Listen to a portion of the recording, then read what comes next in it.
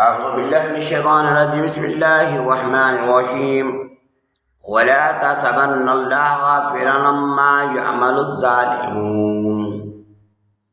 آمنت بالله صدق الله العلي العظيم وعلى ذلك لمن الشاهدين والشاكرين والحمد لله رب العالمين. اور اللہ جل شانہ ظالموں کے ظلم سے غافل نہیں ہے، اور جو لوگ ظلم کرتے ہیں انشاءاللہ وہ وقت آنے والا ہے جب اللہ کی بارگاہ میں ان کو کھڑا کر دیا جائے گا اور ایک ظلم کا حساب ان سے لیا جائے گا.